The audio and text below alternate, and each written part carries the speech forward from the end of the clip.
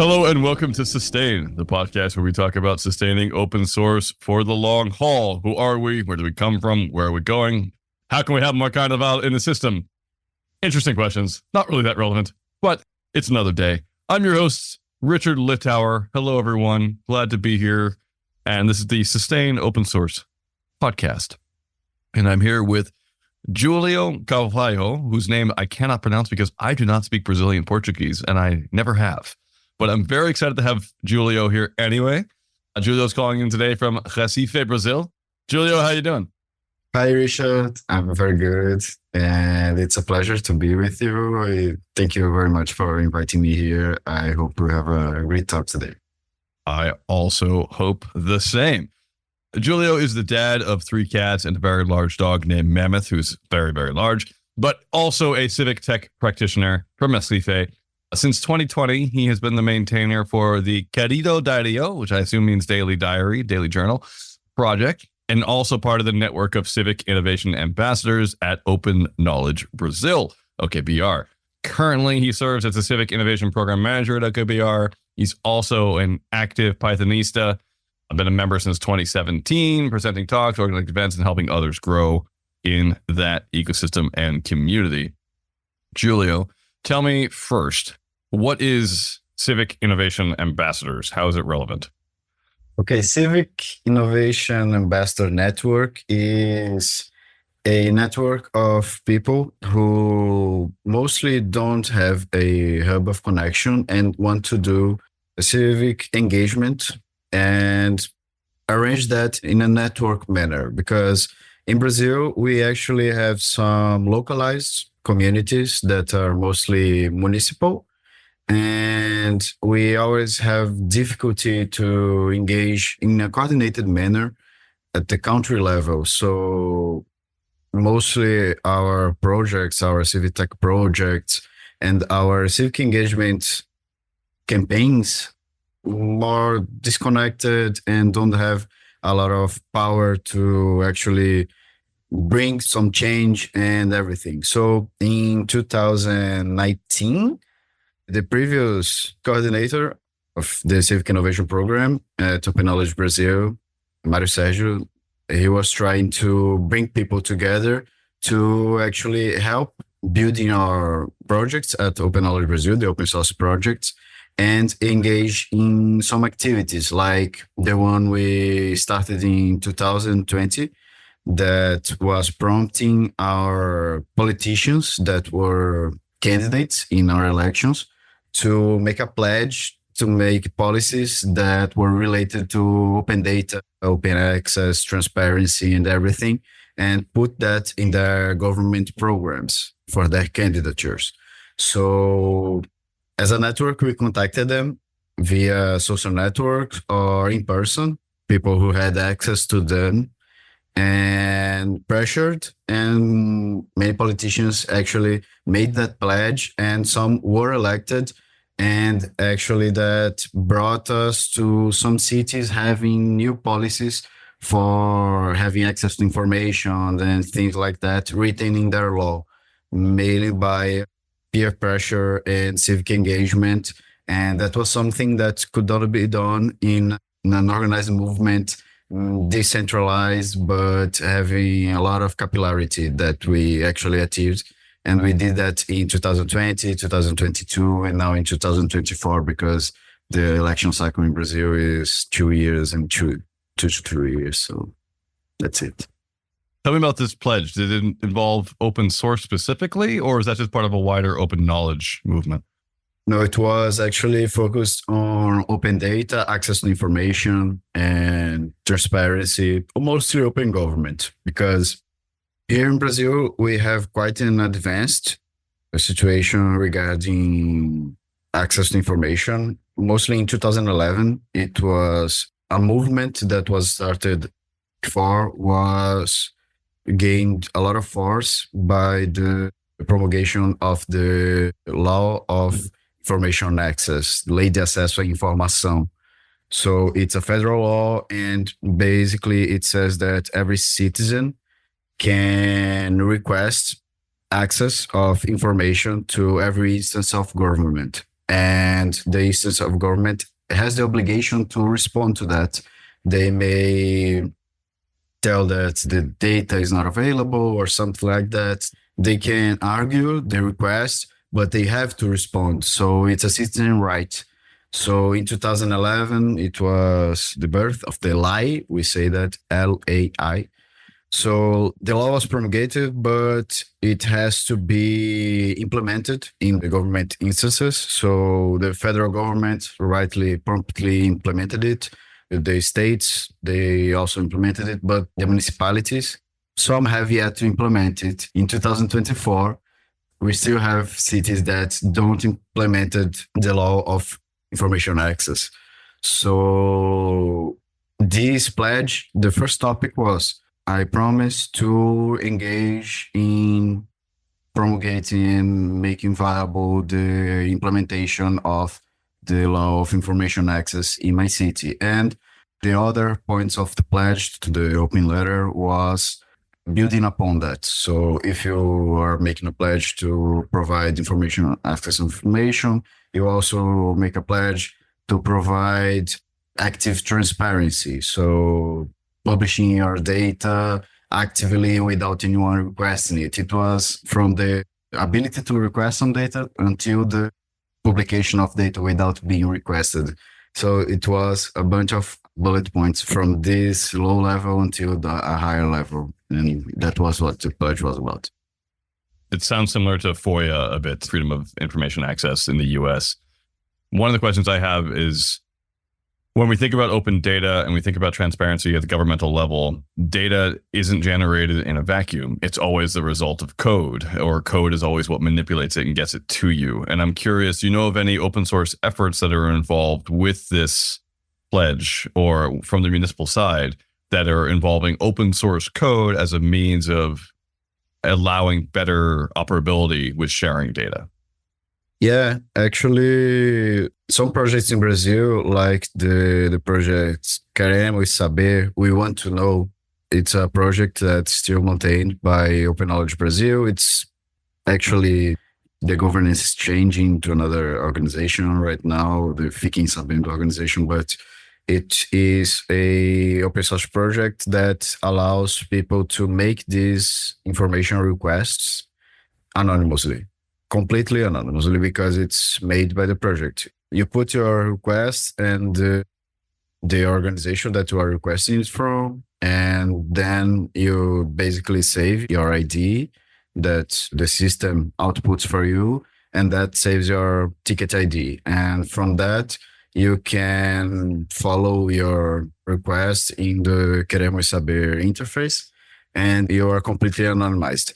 And it's very important for mainly local requests, like small cities and places where you can be easily identifiable and people don't want you to have access to that information. So open source can engage directly with access of information, but the open source community in Brazil, mostly in the years 2000s and 2010s, the early 2010s, was very, very strong in the governmental sector. So open data, it was the federal government portal was opened in CCAN. Some laws were passed for the judicial systems of process access and everything to be implemented using Postgres and things like that. It was implemented in law that these systems would be implemented with open source projects. So mostly from those years to now, it's fading a bit. Mostly big tech behemoths are taking everything from the open source community. Yeah, I think I know what you're talking about. I've seen that before, and that makes sense. It's always fun to talk to open knowledge activists, though, around how the knowledge is being conveyed and whether open knowledge goes hand in hand with open source, because I see them as related, because otherwise you get vendor lock-in. Although you can still get vendor lock-in with some open source projects, at least you have access to change it, which is really exciting. So that's what's going on with Civic Innovation Ambassadors. Open Knowledge Foundation Brazil, very active chapter of the Open Knowledge Foundation globally, which is a much larger thing. And that's really cool to hear about. Thank you for sharing. I want to segue a bit over to Querido Diário, which I cannot pronounce correctly. So if you could correct me and tell me what it is, that would be excellent. The name is Querido Diário, and Much better. yeah, I find it quite satisfactory that you catch the pun that it's Dear Diary. So it is related to Dear Diary because that's our gazettes, our journals, mainly where the official acts are published in Brazil. So that's a project for allowing citizens to access this data from everywhere for whatever use in a centralized space, because we actually tackle the municipal publications. So Brazil has more than 5,500 cities. It's actually 5,570 cities, if I remember correctly. So there are possibly more than 5,000 places where these acts are published. And if I'm a journalist or a academic and I want to do some investigation or some scientific work with any of these publications, because there is a lot of things that are published there because they have to be, if these things are non-existent, like a contract, a exoneration, and things like that, then some governmental buying of school materials, they have to be in the official gazettes. So that's a lot of material for journalists, for academics, for other public agents, for activists, for the public servants that could be interesting. And mostly the cities have their own platform of publication. So you actually have to have a team of people to read these diaries because they are still published like it's the 1800s, and they are published for print, so mostly PDFs and things like that. And it's very resource intensive to actually make any kind of broad project with this data, because you have to gather the data from a lot of sources. You have to sift through a lot of documents, mostly manually. Some have the publication of the PDF is searchable, some are not. So some are scanned documents. So Querido Diário aims to, at first level, bring these documents in a central platform, have some spiders, some robots, some crawlers to get these documents automatically every day, parse them, transform them into pure text to be brought to an open format like TXT. And then you are able to search everything and filter by the city you want to filter, by publication date, and basically have a search engine, complete search engine for these official acts, that the amount of data from our administration related to as active business. So if you have access to, we consider it a new data set because of the situation before. We consider it a data desert where we have some oases of data somewhere because they are easy to access, but the vast majority of data is dry and you really don't have access to it. So if you want to build public policies using that data desert scenario as your basis, you are building bad public policies. So we are trying to transform this data desert into a actually new source of data, new data set that is accessible and usable, and mostly usable by people and by machines also, because some other projects are also built upon the data that Querido Diário provides, or Dear Diary, if it's easier for us to talk about in English terms. A lot of the time, initiatives that are around archiving public material or public gazettes are part of a national library, right? So we see this at the New York Public Library. We see this at the New Zealand Library. They have a thing called Papers Pass, where they have all the newspapers in New Zealand for the past 150 years. It sounds very, very similar to that. Tell me about the funding for Querido or Dear Diary, and tell me about the team that's involved and why it isn't in some municipal structure. It's a small team. The project started in 2018 officially, and it was launched to the public in 2021. So it took 3 years to build from the ground up and have the first scrapers, the first spiders, and the processing pipeline and the web platform and public API to be put online. And it was able to be launched with a grant from an initiative in Latin America that was Empatia grant, that was providing resources to initiatives that wanted to mess with NLP. So in Querido Diário, Dear Diary, it's a massive source of text. So the project was, let's study how we can build some tools to process this text data using NLP techniques.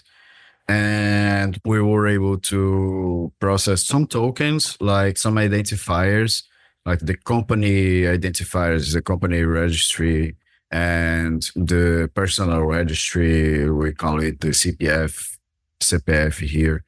So it was mostly that, because the data is totally unstructured. There are a lot of barriers to, but it was the first grant that made Querido Diário available to become public, because from 2018 to 2021, it was mostly a voluntary project where people were building some scrapers for their own cities. And that part was very solid, but it was very difficult to see the project becoming a sustainable project in the long run, because it wouldn't be accessed by many people, by many persons from different backgrounds. It was mostly an enthusiast thing. So Querido Diário, it started in 2018. In 2020, it started a public crowdfunding campaign. It is continuous. It is active right now to fund its infrastructure, the maintainability of its infrastructure. It achieved a funding that made it viable. And then the first grant allowed it to have the front end built and the API also built and make it a solid MVP. After that, the campaign continued to be maintained, and I entered Open Knowledge Brazil, and then some other grants like that. And with public grants that were put available from other organizations, we applied and won it. And also we had some partnerships with a company that was interested in technologies in education. And we also provided that service to building a part of Querido Diário that was focused on data that was published related to technology in education. And we mostly funded Querido Diário from 2020 to 2024 from these grant opportunities and these private projects that were made public right now, like Querido Diário Technologies in the Education, and this active campaign. It's mostly, the project is maintained by Open Knowledge Brazil, and it's not government related, actually maintained, funded by the government, because it is municipal level. So we don't have a forum that gathers all cities, and from this forum, they can elect some things that can be funded or not. It is a lot of work to actually make something to be supported by many, many cities if not all cities. And we work it as a civil society initiative that is trying to make it viable, and the goal is to make it inevitable. So everyone will know Querido Diário for accessing this official data, and even their own public agents, the public servants, will use it in their daily lives. And then we can start talking about their own government publishing it in a centralized manner, in an open data, open source manner, and everything, because we think we have to provide the data access first, and then think about how it would be best maintainable for the future ahead. Let's think in 2030, 2040, because Querido Diário is the solution that is viable right now as an open source, open data, civil society initiative. I've seen a few of these sorts of large civil society, municipal open source projects before. It is really difficult because you're right. There's no easy forum to talk to all of the cities in Brazil.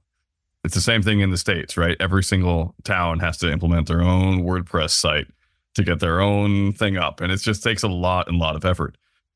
It's cool to have Open Knowledge Foundation sit there as a grant provider and as a lens to sort of focus the community a bit. So in the sense that they get the grants to do this work. And so people naturally gravitate towards, oh, Open Knowledge is doing it. Therefore, I can use their infrastructure to understand how to best maintain a sustainable project going forward.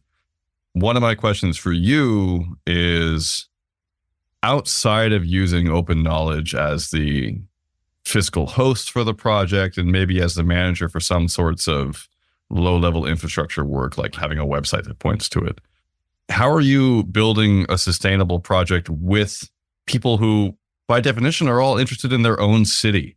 It's really difficult to have 5,000 developers who are all interested in their city work together on the same thing. How do you manage that in the project? How many active developers are there? And what does a sustainable path look like to get to where everyone's working on it? Just a clarification. Open Knowledge Brazil is independent from Open Knowledge Foundation. So it's a chapter of the network, okay? But we can do some projects together, but Querido Diário doesn't relate to Open Knowledge Foundation. We, in Open Knowledge Brazil, we use CCAN and everything, and it's frictionless data and open data ads or anything like that. But we work as a network, but it's not being maintained by Open Knowledge Foundation. So it's quite confusing, I know. That is really confusing to me. Yeah. So let's keep that in. That's really helpful because I always mess that up. Sort of like I mess up Open Source Collective versus Open Collective versus now Open Financial Collective or something. I can't keep it all together in my head. Okay, so yeah. Open Knowledge Brazil is different than Open Knowledge Foundation. It's different than Querido Diário, but that makes sense to me. I think my question still stands, which is, how do you manage having people from all these different cities working together? Even when you have some sort of grant-making opportunity to focus it, how do you build a sustainable movement of developers working on this project? In Open Knowledge Brazil acts as a umbrella for this grant writing and receiving money and hosting the infrastructure and everything. So I should mostly act like this person that is organizing everyone and the maintainers and the contributors and everything and the developers, and granting those resources would be actually distributed in a way that made the project flourish. But today the pandemic actually impacted a lot of communities, and it wasn't different with Querido Diário. And we actually had a hard hit on our contributors. We had that launch going on in 2020, 2021. It was already started when the pandemic hit. And the long-lasting contributors, they were at most 6 people, and they contributed a lot in the backend, in the spiders of the project and things like that. And And then we actually built a API and a front end, and we lacked some contributors there. We use Python as our backbone. So all the repositories of Querido Diário are Python based except for the front end. And that facilitates a lot of things because we have a common background of tools and everything that we can use. And that makes it possible to have a project this big work as lean as this community is today. Querido Diário has big community of not one-time contributors, but few-shot contributors. Since the pandemic, we couldn't retain a lot of people contributing. So they come, they contribute to their own city and things like that. But those long-lasting contributors started to be really lacking. But with the contributors that were since the start of the project, since 2019 and things like that, the main infrastructure of the project was built and it is able to be maintained until today. So we actually have a very simple infrastructure that can hold it all together, but it was very solidly built and it holds until today. And we are actually building it from here via the grants we receive to have a 6-month dedicated developer building upon that, because we are trying to retrieve our healthy community to have long-lasting contributors in the architecture sense, in the base of the project to be actually built and thought again by the community. So organizing what I said, the community, the first long-lasting contributors built a solid backbone for the project. The pandemic hit, it affected our community very much. The project is still very popular and accessed by many people. Many people contribute, but they contribute mostly interested in their cities and everything. And we accept those contributions and try to engage upon them to turn them into long-lasting contributors, of course. But since the pandemic, that activity has mostly been more difficult. So we focus on granting opportunities to have some structural developments being built by a developer that is related to our community, but can't actually dedicate their voluntary time to the project. So we can make a contract with them for like 6 months to actually build something for Querido Diário, and then the project keeps improving. And we think that the way we can maintain it right now until it reaches a point where the project gets very big, the newspapers are using it, the public servants, the public agents are using it, and then we get a lot of attention and the funding will be a bit easier after that. And right now, we're still with that MVP, the starting of the project mentality. We are actually doing best practice to keep the project alive and building block upon block and actually getting the people that are engaged to help us put a little block at a time and then keeping the project alive. We want to reach that point where it will be a lot more easier to gather funds and everything. I guess I have a question that I'm really curious about. It's awesome to see this work being done. Your website says you have 460 cities that are covered. That's amazing. There are also 460 cities in Brazil that speak Portuguese. And I've seen all these situations where you have a really cool project happen in the third world, the developing nation, the global south, whatever you want to call it, places that aren't Silicon Valley, that are awesome. But then you get some proprietary tech service coming out of Seattle that comes in and says, hey, let's just do this instead. And everyone buys into it. And all of a sudden you have Microsoft everywhere. That sucks. And I'm just really curious, how do you think about building grassroots tech movements locally and whether it's a sustainable move.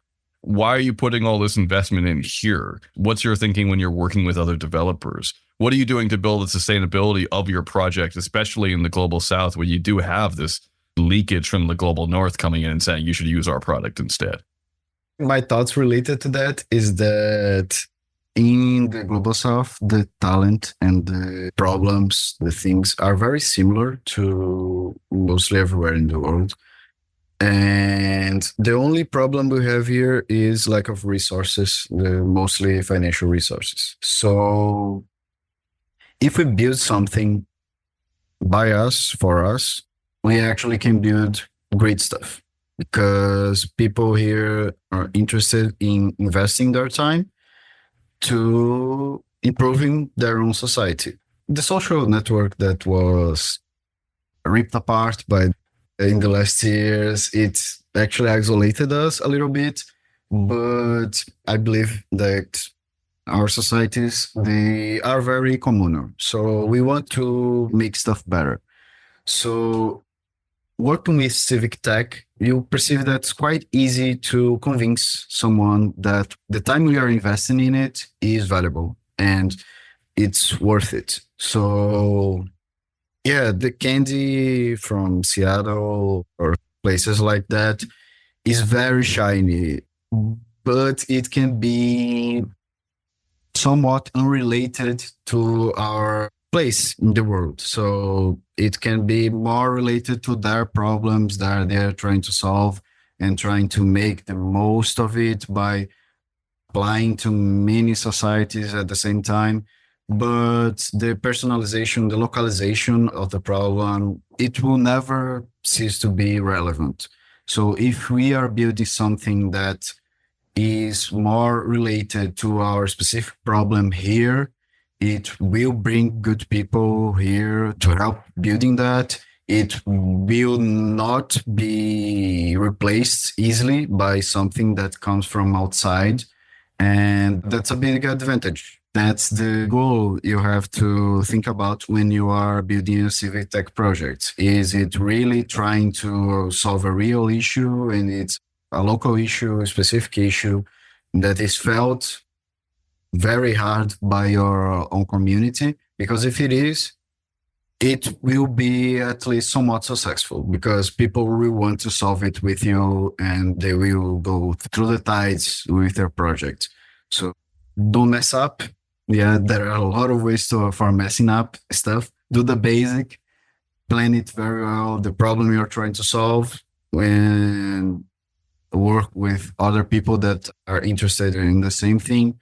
And the talents, they can be pulled from every society in the global south, and people will get together to help.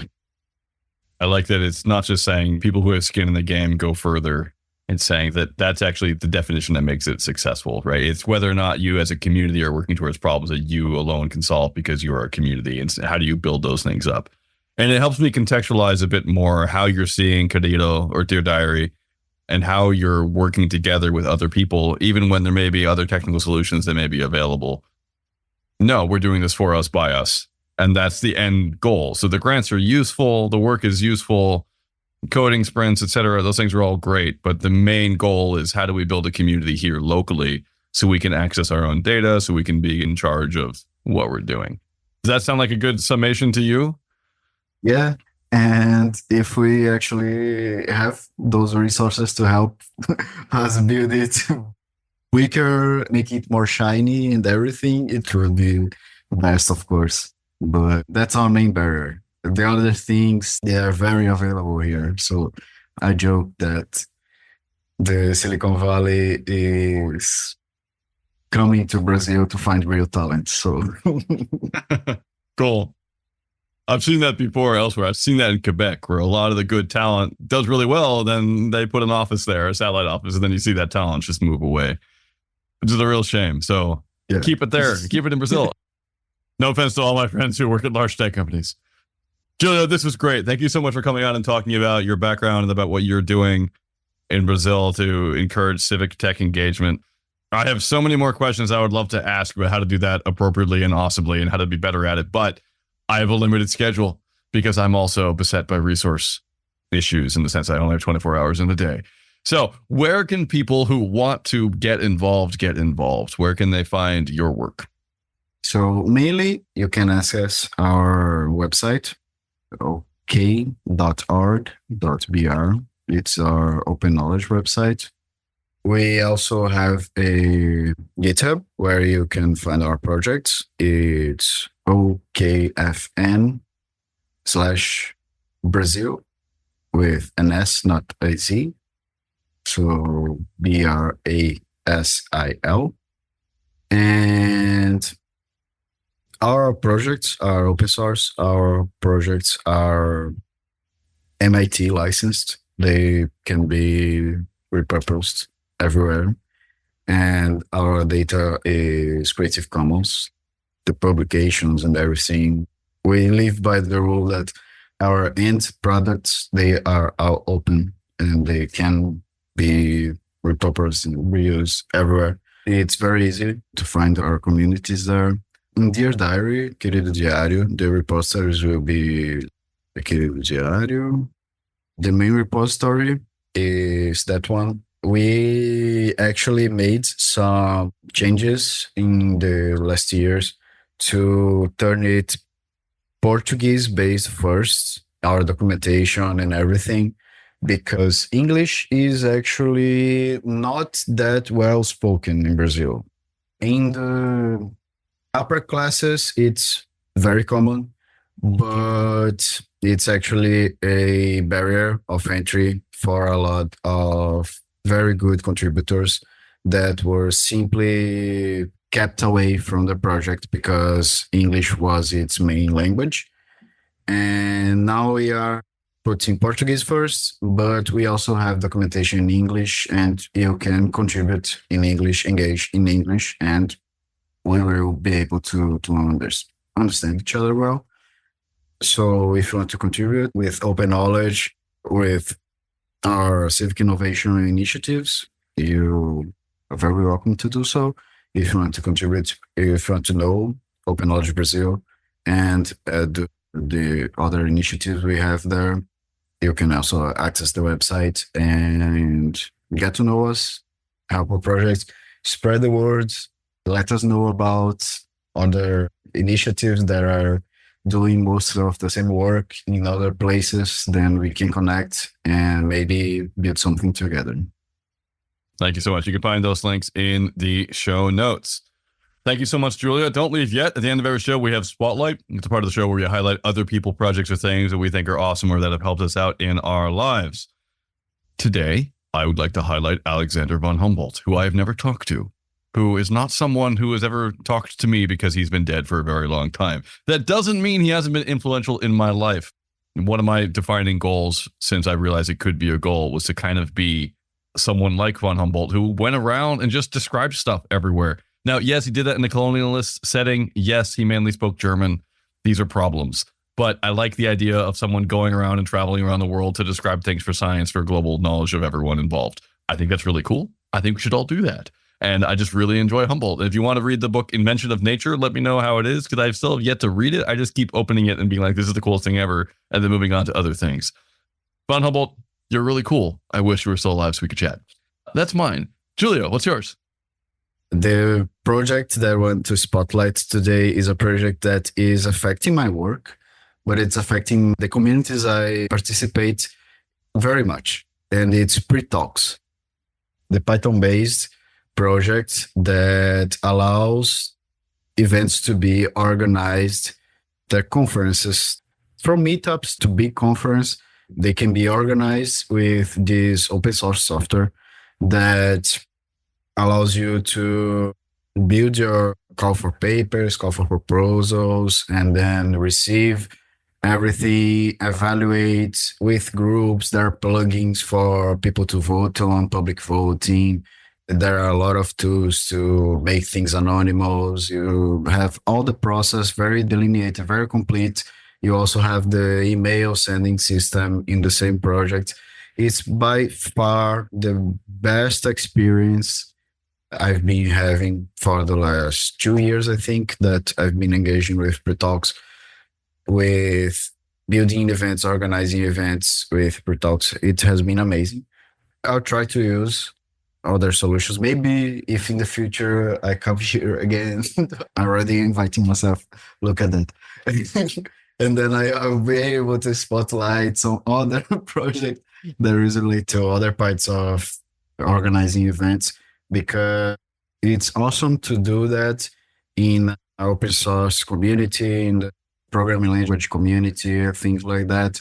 And the software you are using to bring people in is a software that you actually can talk about in that community and have people gather around it and make it better, and actually talk about other stuff that can make that experience even better. So pre-talks, very recommended. Very nice project that has been impacting the last 2 years of my life, very much so. It'd be great to have you on in the future, but that depends upon a few things that you, listeners, can do. First off, tell your friends about this podcast. Say you should listen to it. That would be really, really cool. Second off, like it on Apple, Spotify, or wherever you're listening to this thing. Thirdly, go to opencollective.com/TheSaneOSS and donate to this podcast. And if you don't want to donate yourself because you are strapped financially, that is okay. Get your line manager to figure out how to pitch it at your company that this podcast is important to your career. This would be really, really dope. On top of that, you can send feedback. You can email richard@thesaneoss.org or podcast@thesaneoss.org and just send us notes and complaints. You can also go on the discourse@thesaneoss.org and talk about things, or just go to Sustain in general and just be like, yo, this is really cool. Finally, go to podcast.thesaneoss.org to look at the show notes for this episode, so you can look up how to get involved with Dear Diary or the Open Knowledge Brazil chapter or other cool things. Giulio, thank you so much for coming on. It was great having you. Muito obrigado and good luck. Thank you very much.